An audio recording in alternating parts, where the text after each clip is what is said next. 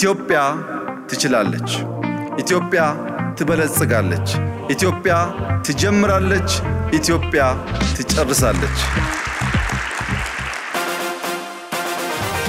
በዓለም ውስጥ በተለያዩ ደረጃዎች ትንሽ ቢዝነሶችንም ማለት እንችላለን በትልቅ ደግሞ በኮርፖሬት ደረጃ መርጀሮችን የተለያዩ ስምምነቶችን ይደረጋሉ የስምምነትና ደግሞ የውል ወይም ኮንትራክት ደግሞ መሰረቶች ምንድናቸው ብንል በተደጋጋሚ ባክ ኤንድ ፎርዝ ያላቸውን ስብሰባዎች ወይ ሚቲንጎችን ማካተት ነው ሚቲንግስ ስንል ራሳቸውን የቻሉ ደግሞ ሽቀላ መሆን ይችላሉ ስብሰባዎችን እንደ ሽቀላ ስንመለከት አንዳንዴ እንደ ቃላ ምን ሆነሃል ስብሰባ ነው ሽቀላ ነው እንዳትሉ ስብሰባ በዓለማችን ደረጃ ላይ በአንድ አመት ውስጥ እስከ ክሎስ ቱ $1 ትሪሊየን የሚያስገኝ የቢዝነስ ዘርፍ ነው አይደለም ቢሊየን አይደለም ያልኩት $1 ትሪሊየን ኤግዛክት ቁጥሩን እናገር ብንል $973 ቢሊየን የሚያክል 2024 እንደ አውሮፓውያን አቆጣጠር ላይ የስብሰባ ወይ ማይስ ምንለው ኢንደስትሪ ላይ ወደ በኋላ ላይ በደንብ እናየዋለን እሱ ዘርፍ ላይ ተንቀሳቀሰ የገንዘብ መጠን ነው አዲስ አበባን ደግሞ ስንመለከት ከተማችን በአመት ውስጥ ከ100 እስከ 120 የሚሆኑ ዓለም አቀፍ ኮንፈረንሶችን ሆስት ታደርጋለች ወይንም ያንን ነገር ታስተናግዳለች ባለፈው እንኳን ወደ 12000 የሚሆኑ የአፍሪካን ዩኒየን ወይ የአፍሪካ ህብረት ዴሌጌቶችንም ተቀበለን በትክክል አስተናግደን ወደ የሀገሮቻቸው መልሰናል ይሄም ራሱ አንድ ትልቅ የቢዝነስ ዘርፍ ነው ታዲያ እንደዚህ አይነት ዛሬ የሚገኝበት የአዲስ ኢንተርናሽናል ኮንቬንሽን ሴንተር ወይንም በአማርኛው የአዲስ ዓለም አቀፍ የኮንቬንሽን ማዕከል ውስጥ እንደዚህ አይነት ነገሮች መኖራቸው ምን ያህል ጥቅም አላቸው ደግሞ ይሄስ መገንባቱ ምን ዓላማ ይዞ ምን ራዕይ ይዞ ነው የተነሳው ከዚህም ጎን ለጎን ደግሞ አፍሪካ ላይ ያለው የማይስ ኢንደስትሪ ምንድነው እንዴትስ እየሄደ ነው የሚለውን በዛሬው ሃሽታግ ሽቀላ እንመለከታለን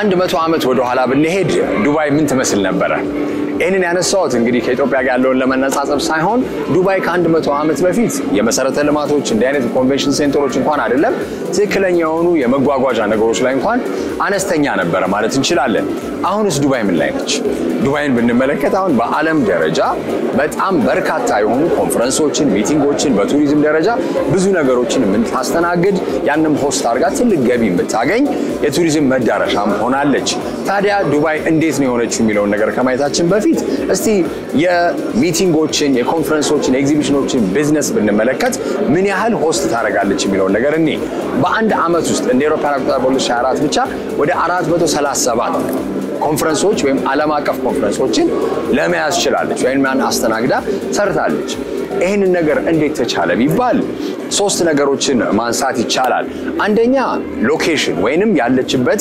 የጂኦግራፊካል አቀማመጥ በጣም ተደራሽ እንድትሆን አድርጓታል ምክንያቱም ያለው በአጠቃላይ እዛ ጋር ዱባይ ቀለል ብሎ ሄዶኛም ሀገር ላይ እንኳን ብንመለከት ሄድ ብለን ስንመለስ ሄደርሰ መጣ ሲባል ዱባይ ደርሼ መጣው ለማለት ይቀለናል አይደለ ሎኬሽን ዋይዝ ነው የአገሪቷ ሎኬሽን ወይ መገኛ ብቻ ቦታ ሳይሆን ደግሞ በአጠቃላይ ያሉት ደግሞ የኮንቬንሽን ሴንተሮቿም ሎኬሽን እንደ ትልቅ ምክንያት የሚጠቀሳሉ ይሄንን ስል እንግዲህ ለኤርፖርት ቀርበታቸውን እኛም ሀገር ላይ እንግዲህ እንደምናየው ቀረብ ብሎ ሆቴሎች ይሰራሉ አይደለ መዳረሻ አንፃር ያንን ነገር ስለሚታሰብ ነው ሁለተኛ በጣም ቴክኖሎጂ ላይ የተደገፉ ወይንም መሰረት ያደረጉ ትልልቅ እንደዚህ አይነት ኮንቬንሽን ሴንተሮች ወይም የስብሰባ አዳራሾች መኖራቸው ዱባይን አይዲያል የሆነ ወይንም ትክክለኛ የሆነ የቱሪዝም መዳረሻ አድርጓት ከማድረግም በላይ ስብሰባዎችን ኮንፈረንሶቻቸውን ትልልቅ ድርጅቶች እዛ እንዲያደርጉ ያደርጋል ሶስተኛና የመጨረሻው ደግሞ ምንድነው የከተማ ፕላኒንግ ወይም የከተማ እቅድና ልማትን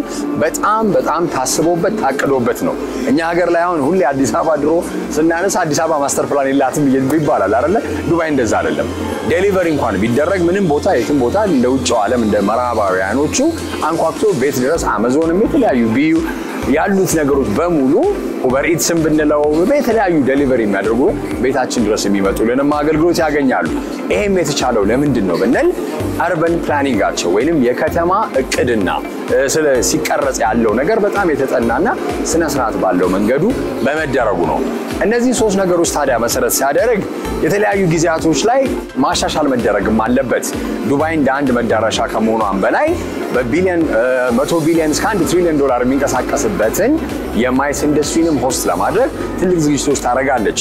አንደኛው እንደው የከተማ ኤክስፖ ሲቲ የሚባል ኤክስፖ ሲቲ ማለት በጣም ትልቅ ኮንቬንሽን ሴንተሮች ያሉበት እና ከዛም በላይ ደግሞ አሁን ወደፊት ደግሞ ወደ 10 ቢሊዮን ድርሃም ኢንቨስትመንት ተደርጎበት በጣም ትልቅ የሆኑ ኮንቬንሽን ሴንተሮችን አካቶ የተሻለ ነገር ለማድረግ ነው። ኤክስፖ 2020 ሲባል እንግዲህ ሚዲያ የምትከታተሉ የምታነቡ በደንብ ሰምታችሁታል። ዱባይ ላይ የተደረገ ትልቅ ኤክስፖ ነው። እንደውም ኮቪድ እየጀመረ አካባቢ ስለነበረ ሁሉ ነገር ከመታሸጉ ከመዘጋቱ በፊት ነበር የተደረገው። በጣም ጥሩ ተርናውት ነበረው። 2025 ላይ ደግሞ አንድ ትልቅ ኢቨንትም እናዘጋጃለን ብለው እቅድ ይዘው እየሰሩ ነው። ታዲያ ከዱባይ ኢትዮጵያውያን ወይንም አዲስ አበባን ደግሞ በተለይ የአዲስ አበባ ከተማ ምን መማር ትችላለች የሚለውን ስንመለከት እነዛን 3 ነገሮች ማንሳት ነው። አንደኛ የምንሰራቸውን የስብሰባ ማዕከላቶቻችንን ተደራሽነታቸውን ወይም ከኤርፖርት ወጥተው ከሆቴል ወጥተው በቀላሉ እንዲገኙ የሚያስችል ሎኬሽን ወይንም መገኛ ቦታ። ሁለተኛ እንደዚህ አይነት በጥሩ በቴክኖሎጂ የተደገፉ ቬኒዎችን ወይም የስብሰባ ቦታዎችና አዳራሾችን ማዘጋጀት። ከዛ ደግሞ ወደ ከስብሰባ አዳራሹ እንድንደርስ ደግሞ ቆንጆ የሆነ ጉዞ እንዲኖረን ጥሩ መሰረተ ልማት መንገዶችን፣ ትራፊክ ፍሰትን በተሻለ መንገድ ለማወቅ አርበን ፕላኒንጋችንን ብናጠነክር የተሻለ እድልም እድገትም ማስመዝገብ እንችላለን ማለት ነው። ዛሬ የምገኘው እንግዲህ አዲስ ዓለም አቀፍ ኮንቬንሽን ማዕከል ሊመረቅ ነው። ይሄ ወደ ኋላ ለረጅም ዓመታት እኔም በተለያዩ ጊዜያቶች ላይ የሰማሁት ነገር ነው። ዛሬ ግን እድለኛ ሆኜ እኔም አሁን ሲመረቅ እየጠበቅኩ ነው ተመርቆ በደንብ በይፋ ስራ እንዲያገኝ ወይንም እንዲጀምር ለማድረግ። ይሄም ምን አይነት ኢትዮጵያ ላይ የኢትዮጵያ ኢኮኖሚ ላይ ምን አይነት እንድምታ አለው፣ ቱሪዝማችንን በምን ያህል ይደግፈዋል፣ በዛ ቱሪዝም ዘርፍ ውስጥ ደግሞ ያሉ ባለድርሻ አካላት ምንላቸው ሆቴሎችን፣ ሪዞርቶችን፣ ቱር ኦፐሬተሮችን፣ የተለያዩ አይነት ፈርኒቸር ቤቶችን እንዴት ያግዛል የሚለውንም ዞር ዞር ብለን እናያለን። በአጠቃላይ ደግሞ እስቲ ቀደም ብያነሳሁት ማይስ ስል ግራ እንዳላጋባችሁ ማይስ ምንድነው የሚለውንም የሚያስረዱን እስቲ የሆስፒታሊቲ ኢንዱስትሪ ባለሙያዎችም ይኖራሉ። አብራችሁን ቆዩ።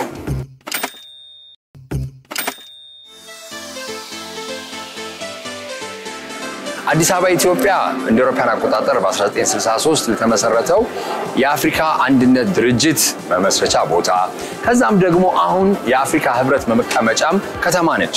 በዚህ ከተማ ውስጥ እንግዲህ በአመት ውስጥ ከ100 እስከ 120 ዓለም አቀፍ ደረጃ ያላቸው ኮንፈረንሶች ይደረጋሉ። በርካታ ደግሞ በሺዎች ደግሞ የሚቆጠሩ ጎብኚዎች ወይ ቱሪስቶች መጥተው አዲስ አበባን ያዩዋታል። ሆኖም ግን ለረጅም ጊዜ እንዲህ አይነት ነገሮችን ስናደርግ ሁሉን ነገር ያካተተ ሁሉን ነገር ያቀፈ አብሶ ደግሞ ማይስን ሊደግፍ የሚችል ወይንም ሆስት ሊያደርግ የሚችል የኮንቬንሽን ሴንተር የለንም። ማይስ ኮንቬንሽን ሴንተር ብዙ ኮምፕሊኬትድ አደረኩት አይደለ? እስቲ መጀመሪያ ማይስ ምንድነው? በእንግሊዘኛው የምንለው በሌላ ትርጓሜ ነው የምናውቀው አይደለ? ግን ይሄኛው ሚቲንግ ኢንሴንቲቭ ኮንቬንሽን እና ኤግዚቢሽንስ ማለት ነው። አራት የስብሰባ ወይም የሁነት አይነቶችን አንድ ላይ የያዘ ነው። ማይስ እንግዲህ ተርሙ አብሪቬሽን ነው። ሚቲንግ ኢንሴንቲቭ ኮንቬንሽን ኤንድ ኤግዚቢሽን የሚለውን አራቱን ቃላቶች አንድ ይዞ አንዳንዶች ኢንፎርማሊ እንደውም የሚገልጹት ቢዝነስ ቱሪዝም በሚል ጠቅላላ አድርገው ይገልጹታል። ነገር ግን በውስጡ ኮንቬንሽን፣ ሚቲንግ፣ ኤግዚቢሽን እና ኢንሴንቲቭ ትራቭልን ያካተተ ጠቅላላ ያለ ኮንሰፕት። የመጀመሪያው ሚቲንግ ነው። እንግዲህ ሚቲንግ የምንለው ከትንሽ ስብሰባዎች አንስቶ ትላልቅ ወደ 1000 የሚቆጠሩ ስብሰባዎችን ማስተናገድ የሚያስችል የስብስብ ሁነት ሲሆን ኤግዚቢሽን የምንላቸው ደግሞ አሁን የምታዩት የተለያየ ሾውኬዞችን በማሳየት ፕራይቬት ካምፓኒዎች፣ የመንግስት ተቋማት፣ የተለያየ ተቋማት የራሳቸውን ፕሮዳክት ለኦዲየንስ የሚሸጡበት የሚያሳዩበት ወይም ብዙ ሾውኬዝ የሚያደርጉበት ነው። ሌላው ኢንሴንቲቭ ትራቭል የምንለው ብዙ ጊዜ በዴቨሎፕ አደረጉ ካምፓኒዎች የራሳቸውን ባለሙያ ኢንሴንቲቫይዝ በማድረግ ትራቭል እንዲያደርጉ የሚሰጧቸው ፓኬጆች ናቸው። በተለይ ደግሞ እንደ ሪዋርድ ነገር ይታያል። ብዙ ፐርፎርም ያደረገ ባለሙያ እንደ ሪዋርድ ትራቭል እንዲያደርግ የሚሰጠው። እንግዲህ ኮንቬንሽን ስንል ሰብሰብ ያለ ቃላት ሆኖ የተለያየ ከፍ ያሉ ስብሰባዎች የአሶሲዬሽን ስብሰባዎችን ጠቅላላ አድርጎ የሚካሄድበት ትልቅ እውነት ነው ማለት ነው።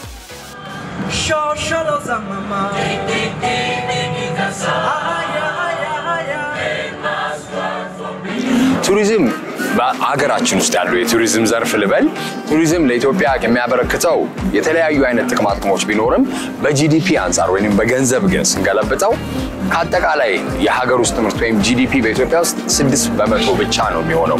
ይሄም ለምንድን ነው ሲባል እንግዲህ በርካታ የሆኑ እንግዲህ ሄሪቴጆች ወይም ቅርሶች አሉ ላሊበላን፣ አክሱምን እና በርካታ ወደ ኮንሶ እነዚህ ማንሳት እንችላለን።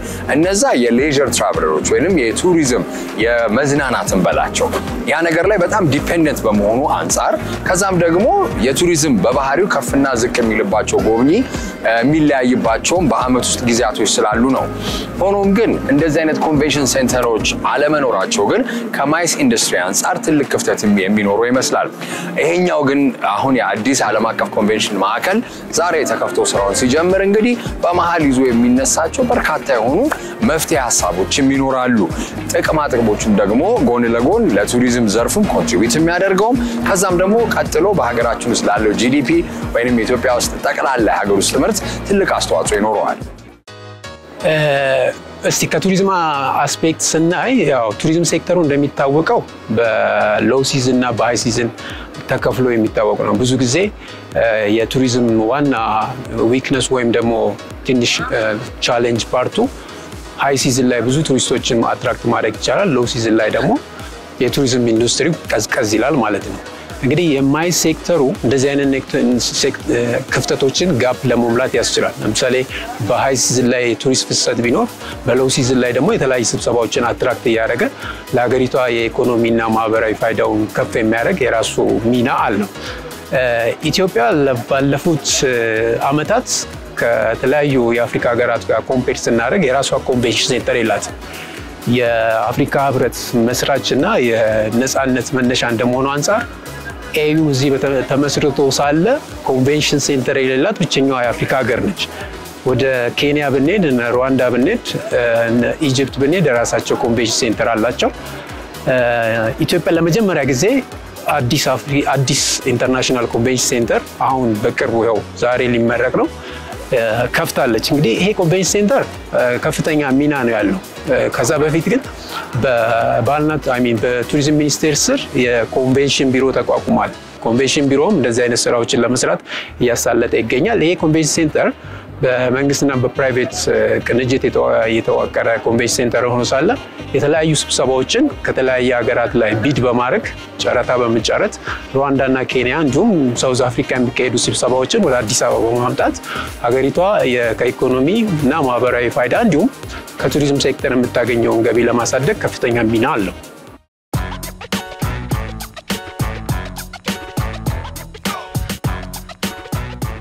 አዲስ አበባ ከተማ ላይ ላለፉት 4 አመታት እንግዲህ በርካታ የሆኑ ለውጦች ተካሂደዋል። ከመንገዶች አንፃር ከመሰረተ ልማትና ኮሪዶር ልማትን ማየት እንችላለን። በርካታ አዳዲስ የሆኑ ለቱሪዝምም በጣም የሚደግፉ ቢዝነስንም የሚያሳልጡ ጠንካራ የሆኑ ለውጦችን አይተናል። ዛሬ እንግዲህ የምገኝበት አዲስ ዓለም አቀፍ ኮንቬንሽን ማዕከልም የዚህ አንደኛው አካል ነው።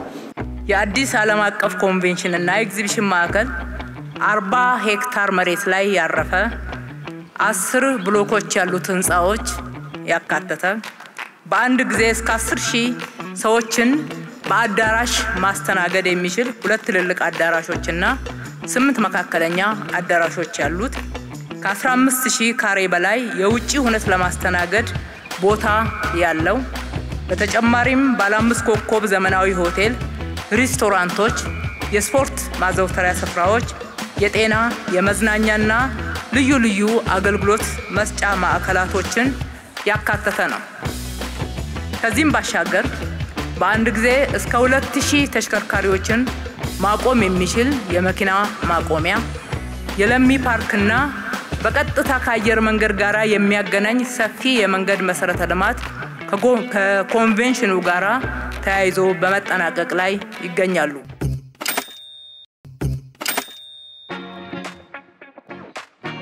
ቅድም መነሻ ላይ እንዳነሳሁት ዱባይ ትልቅ የሆነ የቱሪዝም መዳረሻ ፓርቲኩላርሊ ደግሞ በተለይ የቢዝነስ ትራቭል ወይም የንግድ ጉዞዎችን ሆስት በማድረግ ወይ በማስተናገድ ትልቅ ገቢ እንደምታገኝ አንስቻለሁ። ለዚህ ምክንያቶች ደግሞ ያስቀመጥኳቸው ነገሮች መካከል አንደኛው ትልቅ የኮንቬንሽን ሴንተር መኖሩ ነው። ኮንቬንሽን ሴንተሩ ኖረ፣ የተለያዩ ክላይንቶችን ወይም ደንበኞችን አፈራን። ይሄ ሁሉ አንድ ላይ ሆኖ ግን ሙሉ ወይንም አይዲያል የምንለው በጣም ጥሩ የሆነ ተሞክሮ ላይ ፈጥር ይችላል ለምን ምክንያቱም አንድ ቢዝነስ ትራቨለር ከአንድ ቦታ ወደ አንድ ቦታ ሄዶ ሲዝናና ብቻ አይደለም ስራ ላይ ስለሆነ ዲኮምፕሬስ የማድረግ ወይንም የመዝናናት ነገር መንፈስም ሊኖረው ይገባል ስራ ብቻ መሆኑ ሳይሆን ኤክስፒሪየንሱም ደግሞ ከስራ አንፃር ፕሮፌሽናል በሆነ መንገድ ተሰርቶ አይረሴ የሆነ ተሞክሮን ይዞ መሄድ አለበት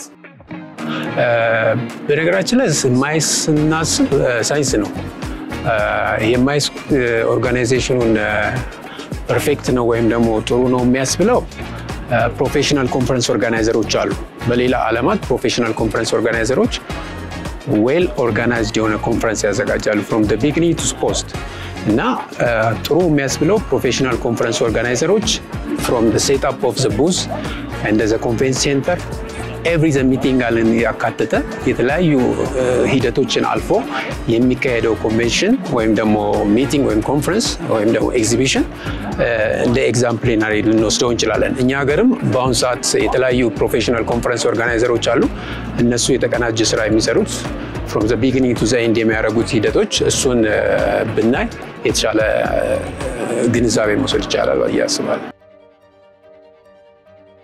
ስራዎቻችን ይበልጥ እንዲናገሩ ለፌደራል ለክልል ለአዲስ አበባ የሥራ ኃላፊዎች አደራ ማለት የምፈልገው ገና አልጀመርንም ገና የኢትዮጵያን ልክ አልገለጥንም ይሄ ኮንቬንሽን ሴንተር ለኢትዮጵያ በጣም ትንሽ ነው ያለን ትልቅ ሀገር ነው ብዙ ጸጋዎች አሉ ብዙ ሀብቶች አሉ አሁን ያለው የዓለም ሁኔታም መሮጥ መስራት ለሚፈልግ ይመቻል ብዙ አጀንዳ ስላላቸው አንገታችንን ደፍተን አፋችንን ለጉመን ብንሰራ ማምለጥ እንችላለን በዓለም ደረጃ ቱሪዝምን ስንመለከት የተለያዩ አይነት ትራቨለሮች ወይም ተጓዦች አሉ አንደኛ የሌጀር ትራቨለር ምንላቸው ወይንም ለቫኬሽን ለመዝናናት የሚጓዙ አሉ ሌላ ደግሞ ቢዝነስ ትራቨለርስ ወይንም ለስራ ለንግድ ደግሞ የሚጓጓዙ ሰዎች አሉ ወይም መንገደኞች አሉ ይሄንን ሳሪያስና የሌጀር ትራቨለርስ ወይንም ለቫኬሽን ስንሄድ ሁላችንም እንደምናውቀው በበጀት ነው የሆነ ነገር ሴቭ አድርገን ለመዝናናት ወይም በአመት መጨረሻ ላይ ሊሆን ይችላል አንዳንዴ ደግሞ ደና የኑሮ ደረጃ ላይ ካለን በአመት ሁለቴም ሊሆን ይችላል ሆኖም ግን ትራቨል በመናደርግበት ወቅት የምናወጣው ገንዘብ ትንሽ ወሰን ይላል ወይም አነስተኛ ነው በቢዝነስ ትራቨለር ግን ስንመለከት በዓለም ደረጃ 2024 እንደ አውሮፓውያን አቆጣጠር 1.4 ትሪሊዮን ዶላር ቢዝነስ ትራቨለሮች የተለያዩ ሀገሮች ላይ አጥፍተዋል ይሄም ማለት እንግዲህ ከሆቴል አንስቶ ከትራንስፖርት ከምግብ ከመዝናናት ይሄንን ሁሉ አጠቃሎ 1.4 ትሪሊዮን ዶላር ደርሷል እንደዚህ አይነት ኢቨንቶች በሚዘጋጁበት ጊዜ ኢኖቬሽን ላይ ወይም አዳዲስ ሐሳቦች ላይ እንድንሰራ በጣም ይገፋፋናል እሱ ብቻ ሳይሆን እንደ ሀገር ደግሞ የኮንቬንሽን ቱሪዝም አይነት ነገር በተለይ ሩዋንዳ ላይ በተለመደበት ሁኔታ ላይ እኛም ሀገር እንዲስፋፋና ለሀገር ገቢ ምንጭ እንዲሆን ጥሩ ገዛ አለው ብዬ አስባለሁ ብዙ ጊዜ እዚህ ሀገር ስናስብ ሀገር ውስጥ ያሉ አምራቾችንና ንግድ ላይ ያሉትን ለማሳተፍ ነው የምናስበው ዱባይ በምንሄድበት ጊዜ የዱባይ ነዋሪዎች አይደሉም እዛ የምናገኛቸው ከተለያዩ ሀገሮች መጥተው እንደ ሀብ ነው የሚገናኙበት ኢትዮጵያ ውስጥ እንዲህ አይነት ሎኬሽን ኖሮ ኮንቬንሽን ሴንተር ካለ የውጭ ሀገር ባለሙያዎችም አምራቾችም ሊሆኑ ይችላሉ ግብይት የሚካሄድበት ቢ2ቢ ስራ የሚሰራበት ትልቅ አስተዋጽኦ ማድረግ ይችላል ያስባለሁ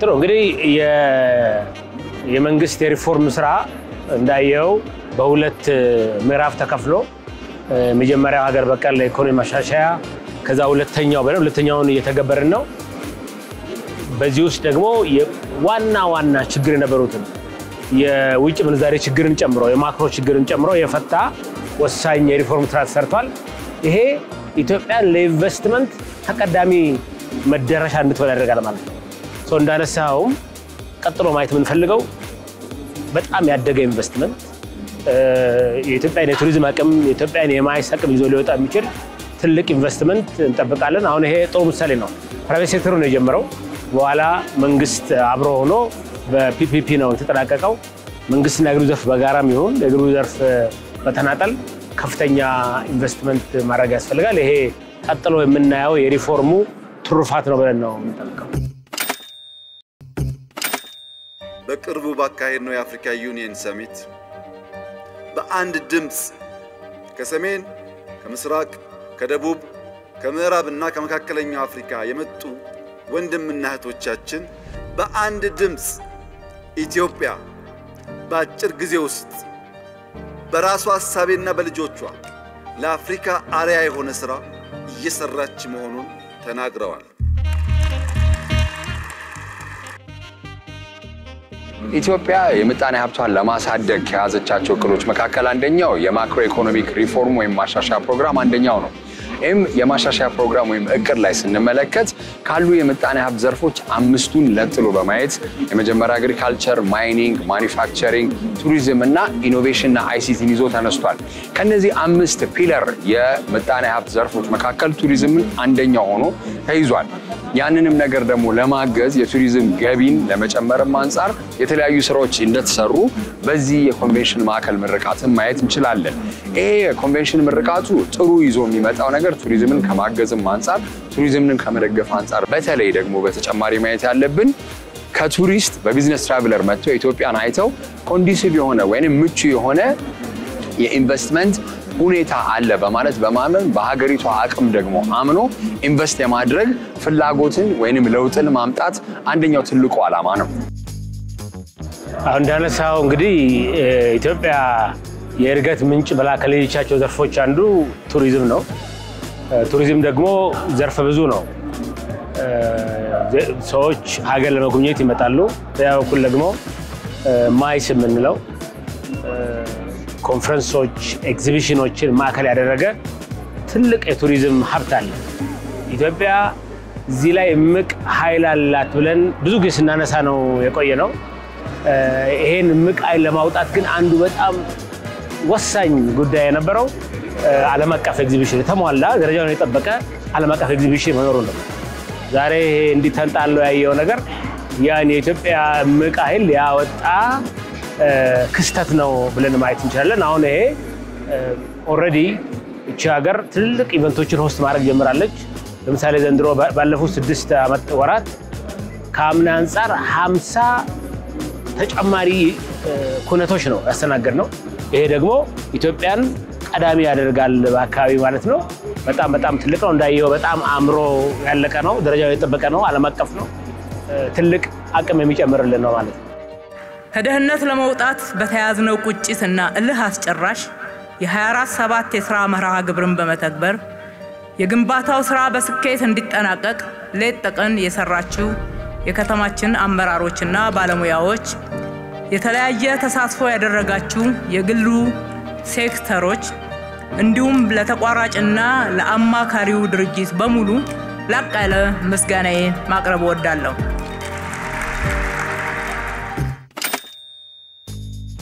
እንደ ማጠቃለያ ማይስን ስንመለከት ማይስ ኢንሴንቲቭስ ኮንቬንሽንስ ኤንድ ኤግዚቢሽንስ ዘርፍን በጣም ካሳደግን የቱሪዝም ዘርፉን ጎን ለጎን በጣም ማሳደግ እንችላለን። ቱሪዝም ካደገ ደግሞ ቀጥታ የሆነ የውጭ ኢንቨስትመንትን ወይም ፎሬን ዳይሬክት ኢንቨስትመንትን ማሳደግ እንችላለን። በአጠቃላይ ደግሞ የፎሬን ዳይሬክት ኢንቨስትመንት ብቻ ሳይሆን ቱሪዝም ያለው ደግሞ ለአጠቃላይ የሀገር ውስጥ ምርት ወይም ጂዲፒ ያለውን ኮንትሪቢዩሽን ወይም አስተዋጽኦ ከፍ ማድረግ እንችላለን። ይሄ ጥሩ ጅማሬ ነው። የአዲስ ዓለም አቀፍ እንግዲህ ኮንቬንሽን ማዕከል ተጀምሮ ስራ ከጀመረ ትልቅ ተስፋ ነው። እንደ አንድ ቀጥተኛ የፈርስት ስቴፕ የምንለው ወይም የመጀመሪያ እርምጃ ማለት የምንችለው ስለሆነ አሁን ትልቅ የኢትዮጵያ ቱሪዝምን ብዙ ስብሰባዎችን በዓለም አቀፍ ደረጃ የጠበቀ ቴክኖሎጂን የያዘ ስብሰባዎችን ሆስት አድርገን አስተናግደን መመለስ እንችላለን። እንግዲህ ይሄ ትልቅ ተስፋ ነው። የዛሬው አሽታሽ ሽቀላ ይሄን ይመስል ነበር። አስተያየትና መልከቶቻችሁን በ828 ላኩልን። በሚቀጥለው ሳምንት እስከምንገናኝ መልካም ጊዜ